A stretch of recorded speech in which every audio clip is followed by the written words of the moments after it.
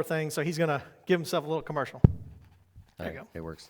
I didn't have to do this in the first service. We don't record those things, so that's more like the first service is like rehearsal for the real one. Don't tell him I said that. But so not this Wednesday, but next Wednesday we're going to start a 4-week series on an introduction to apologetics. And apologetics is just giving a defense for something that you believe in, or maybe even you don't believe in it. But it's just to give a defense the way a lawyer would in a courtroom. So Christian apologetics is when you're having conversations with people, they're going to ask you, well, why do you believe that, right? And whatever your answer to that is, that's your apologetic. That's how you're defending, your beliefs.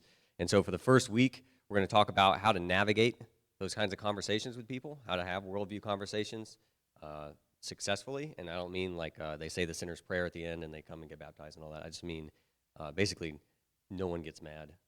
And both of you feel like you conveyed the truth, right? And in a God-honoring way, right?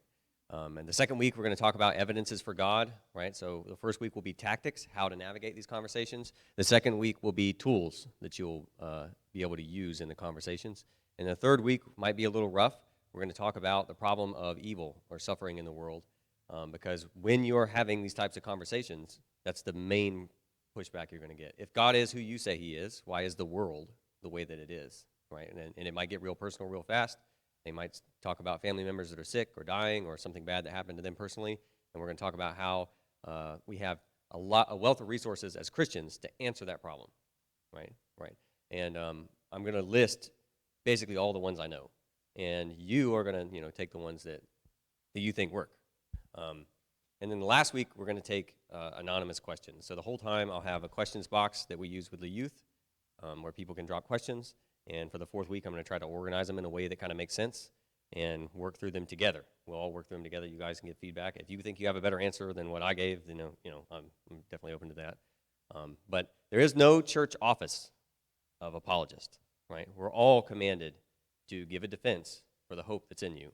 And that's from 1 Peter chapter 3. So it's not just a Jamie thing or a Ted thing. It's not a pastor or an elder or a biblical office.